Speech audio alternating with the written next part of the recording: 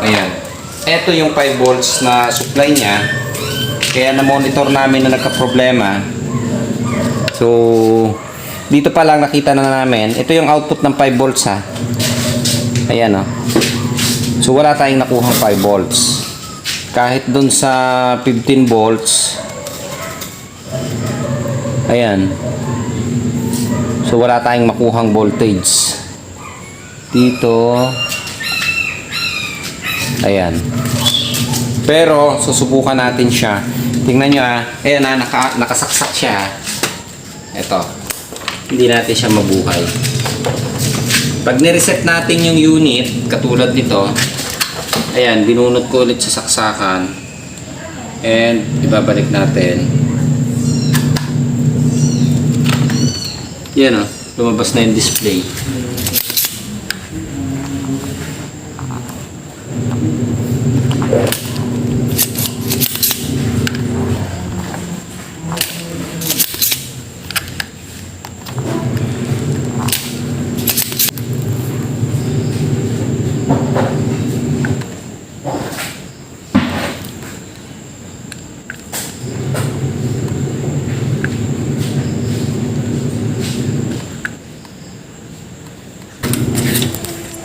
Subukan natin kung aandar siya. Wala bang sabit? Okay. So, pag pumutok, sorry. Yun. So, buhay.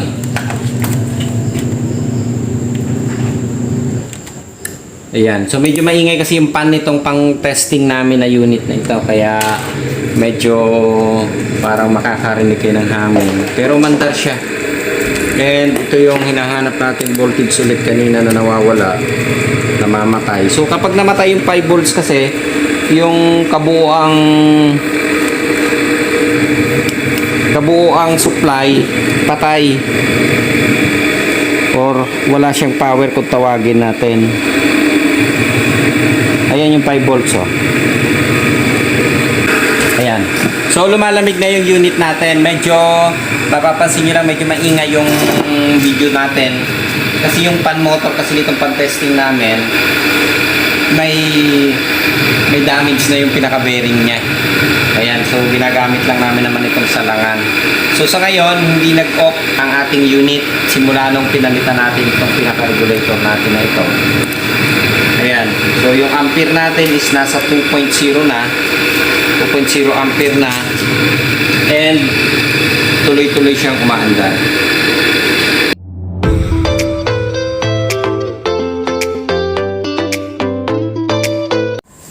Okay na, boss Daro? Yeah. Ayan, okay, good day mga ka-technician. Meron tayong ipapakita dito na Hitachi window type. So actually ang problema nito, mahirap gawin. Kasi hindi siya lumalabas kagad ang problema. Katulad nito, in-observe namin. So, hindi na namin nagawa yung video kanina na nauna nang maandar siya. Ayan o. So, hindi namin siya mabuhay ngayon. Pero, ayan, nakasaksak siya. Ayan o. Wala, actually may display talaga siya lumalabas dito. So, minonitor namin siya. Katulad nito, namatay na ulit siya. Pero matagal siya bago mag-off. Simula nung binaklas kasi namin, kinalas namin na tinanggal namin yung mga cover. Ayan. And dati, mga parang 10 minutes, namamatay siya. And hindi na mabuhay. So, nung tinanggal namin ng cover, almost tumagal siya ng halos 1 oras o 2 oras, tuloy-tuloy siya namin na napapaandar. Ayan. Kaya medyo nahuli na namin yung problema. So, katulad niyan, namatay. So, pansin nyo, nakasaksak siya sa extension natin. So, ayan. Ito yung 5 volts na supply niya. Kaya na-monitor namin na nagka-problema. So, dito pa lang nakita na namin. Ito yung output ng 5 volts ha. Ayan o. So, wala tayong nakuhang 5 volts. Kahit dun sa 15 volts. Ayan. So, wala tayong makuhang voltage. Dito. Ayan. Pero, susubukan natin siya. Tingnan nyo ah. Ayan ah, nakasaksak siya. Ito. Hindi natin siya mabuhay. Pag nireset natin yung unit, katulad nito, ayan, binunot ko ulit sa saksakan. And ibabalik natin. Yan o, lumabas na yung display. And kapag kaganyan na lumabas yung display, actually, mabubuhay na natin siya. Ayan.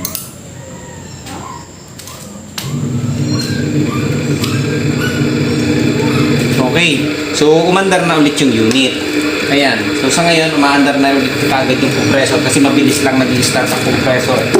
Tingnan nyo yung minonitor ko kanina na 5 volts. Nag-off ulit. Namatay na boss. Ulit. Ayan. Namatay pala ulit. Okay. So, mainit na yung... Namatay ulit yung unit ha. Yan, ganyan kabilis na siyang namamatay. So, i-reset lang ulit natin. Pahingayin natin. 1, bilang ka ng 10. Dado. Ano ka ba magbilang? O, bilang. Bibasa ko na lang. Sige. Ayan. So, ipa-plug ulit natin. Yan. Wala pa. Ayaw pa eh. Pahingayin natin. Okay. So, pahingayin lang natin siguro mga 15 seconds. Sige, bibilang na ako. Sige. Nag-overheat na to. Yan. Naka 15 seconds na. Sobra na. Sumobra. Okay. So, buhayin ulit natin. Yan. Okay. So, ayan. Nabubuhay siya. Ayan ha. Buhay. And, imomonitor natin yung supply na nawawala. So, ito yan. 5 Yan volts. yung 5 volts. Yung hinahanap natin na ibang supply. Ayan, mandar na yung compressor. Nagkupulit. Ayan. So, ang problema niya, namamatay. Yan, patay ulit siya. Oh. Pag namatay yan, hindi na natin ulit mai-on. Okay. So, yung ganitong problema, medyo masalimuot. Hindi natin kasi siya mamonitor ng diretso. So, sa ganyan, ang focus natin, although nakita na natin na namatay siya, so, ang nawawala is yung supply. Totally shut down yung supply niya dito sa main PCB. Ayan. So, kaya nawawala siya.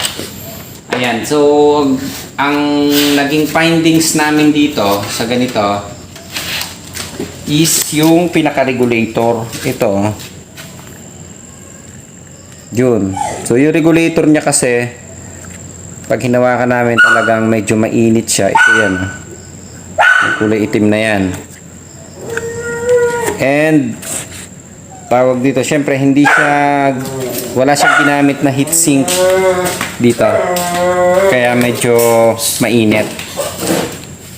Ayan. So ang gagawin natin ngayon, susubukan namin munang palitan itong IC na ito. Yan. So tatanggalin ko muna. Ito yan na yung pinaka-regulator. Actually, dapat nung nakaraang araw pa ito, pero naghagilap kami nung spare part. So, dito ko na pala tatanggalin, no? Hindi ko na siya bubunutin. Ayan. Okay. Nasaan na ba yun? Ito, medyo kakalikutin lang ng konti. Bigyan natin ng ilaw.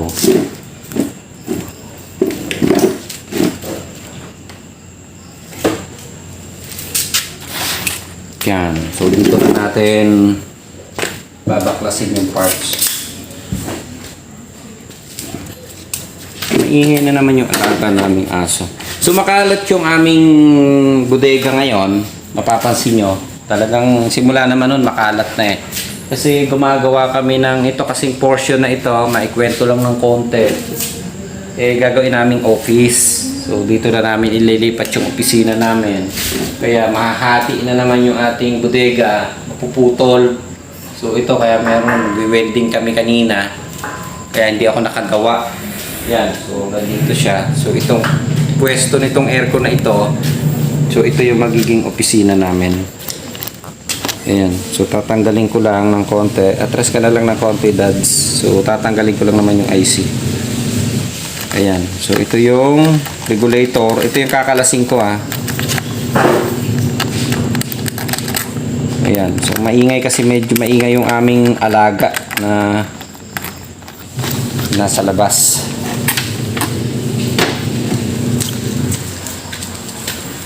Yan. So, lagyan muna natin ng LED.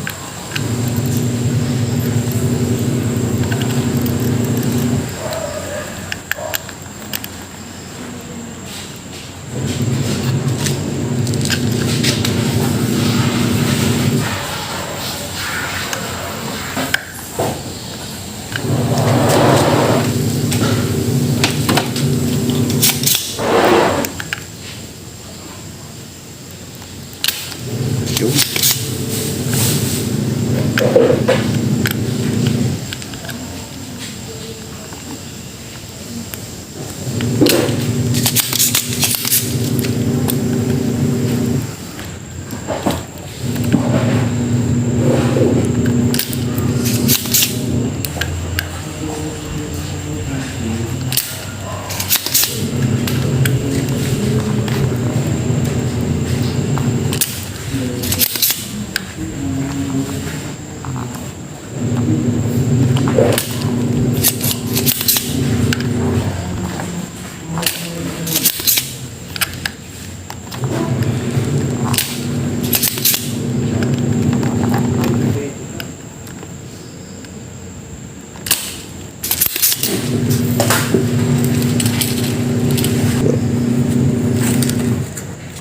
Diyan. Okay, so natanggal na natin yung IC. Ayan o, so napakaliit ng pinaka-regulator na ginagamit niya. So, talagang ganyan lang talaga siya. Ayan. So natanggal naman natin. Okay, so papalitan natin siya ngayon ng IC. Actually, naghagila pa ako ng IC na pamalit. So hindi rin ako nakakuha talaga nung ayan. So itong part na ito na nakuha natin is galing din do sa unit na tinanggal natin. So hindi ako sure kung good ito kasi yung mismong spare nag-order ako pero wala kaming mabili. Kaya humanap kami ng pwedeng parts na gamitin sa iba.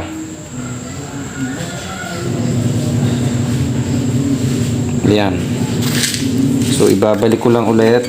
So ito yung tinanggal natin ha. Linisan ko naman konti.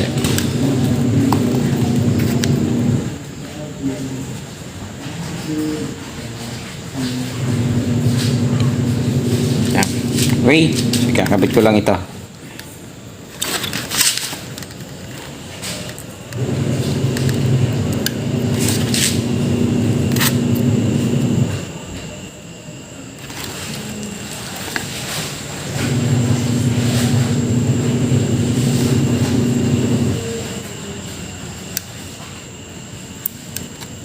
Yan, makita.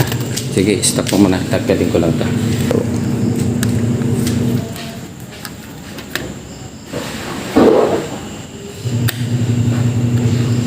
Yan. So, naikabit ko na yung IC.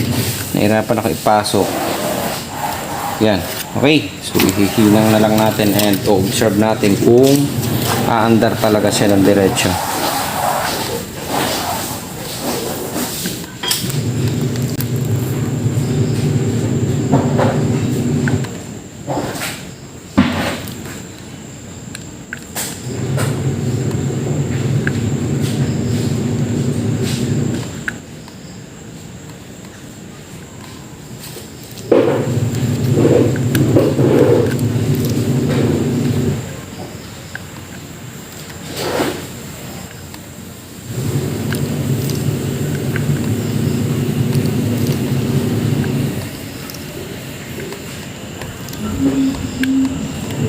Okay.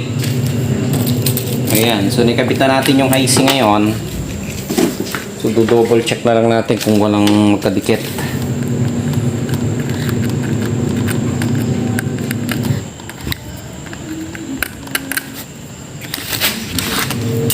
Ayan. So, wala naman. Okay naman siguro. Okay. So, subukan lang ulit nating paandarin kung aandar siya. Yung IC kasi na kinabit namin, hindi ako sure din kung aandar kasi galing sa old unit.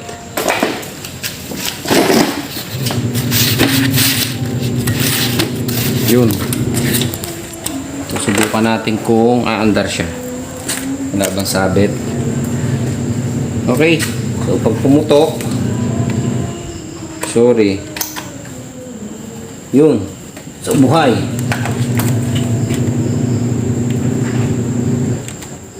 Ayan. So, medyo maingay kasi yung pan nitong pang testing namin na unit na ito. Kaya, medyo parang makakarinig kayo ng hangin. Pero mandar siya. And ito yung hinahanap natin voltage ulit kanina na nawawala, namamatay. So kapag namatay yung 5 volts kasi, yung kabuuang supply patay or wala siyang power kung tawagin natin. Ayan yung 5 volts, oh. Okay, so nag-run na siya.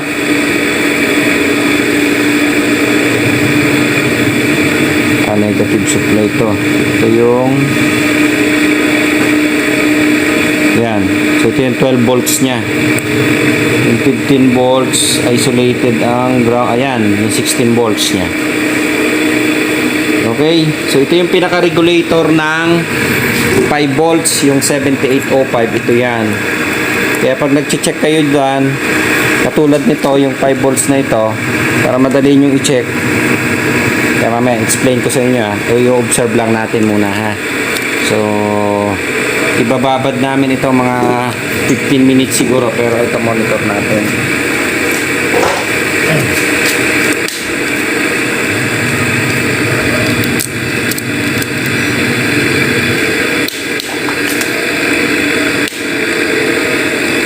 Ayan, ha.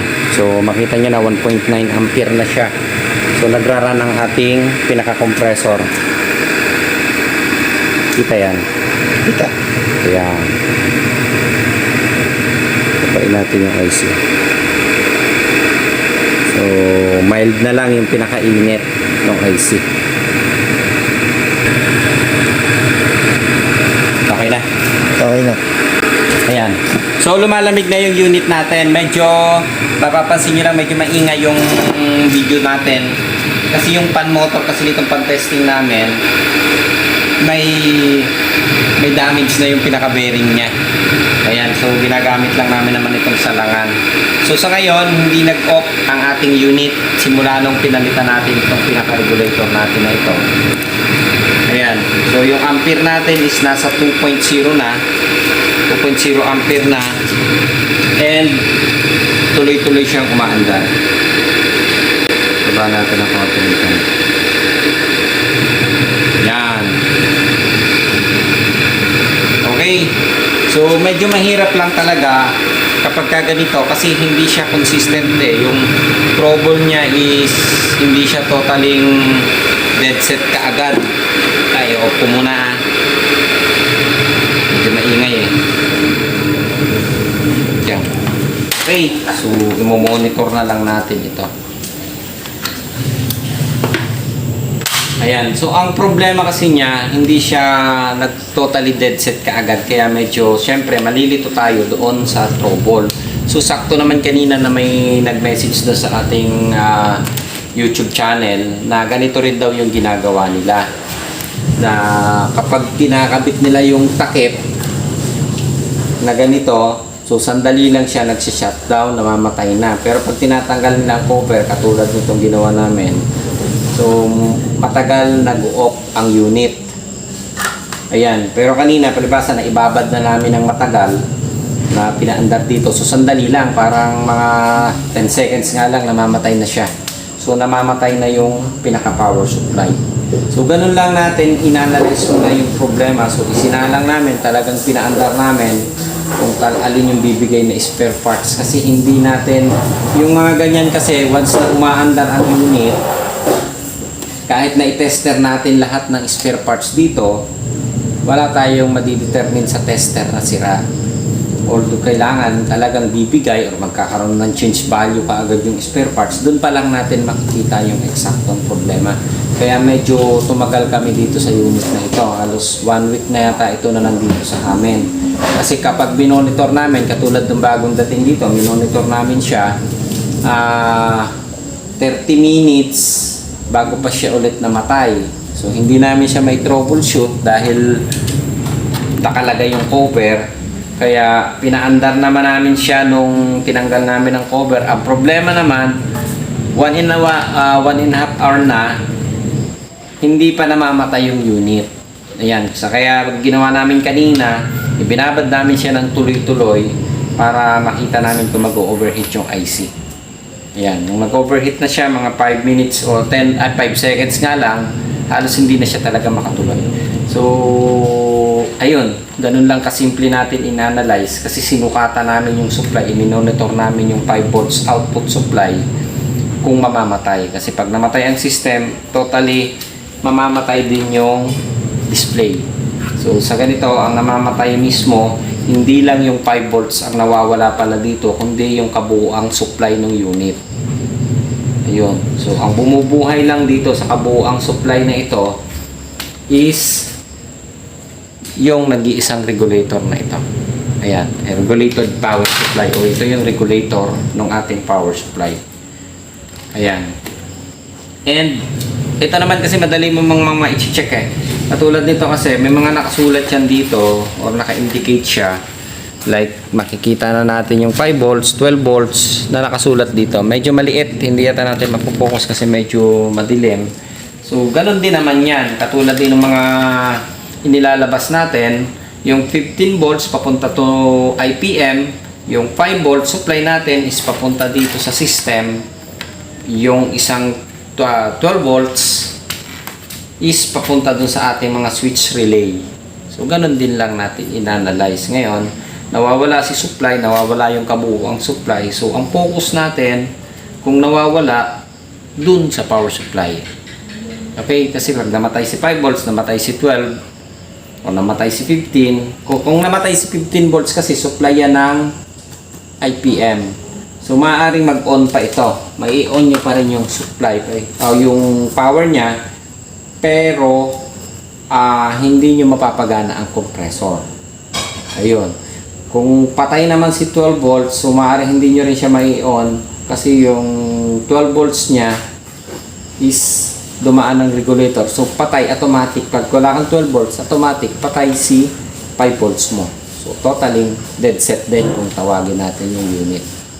Ayan. So, ganun lang. Ganun lang natin kasimple. Itawag dito, in-observe lang namin and minonitor namin kung alin yung nawawalang supply. So, yung nawawalang supply is totally blackout pala siya. Nawawala lahat. Ayun. Dahil sira yung pinaka-regulator niya. Ayan. So, okay na tayo dito. Ang naging problem lang natin doon sa unit na yun is, ulitin lang ulit natin, yung regulator o yung power supply niya. Ayan. So, imo-monitor na lang ulit natin ng mas matagal. Pero, based doon sa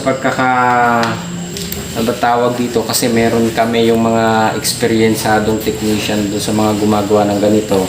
Kumbaga, hawak pa lang namin doon sa IC, alam na namin na normal yung operate ng IC or operation ng IC. So, meron na mapagkapapa lang natin, mararamdaman na natin yung sobrang init or hindi normal. Ayan. So, ginagamitan namin, hindi lang tester, pati yung pagkapa doon sa unit. Ayan. Okay na tayo. Ayos!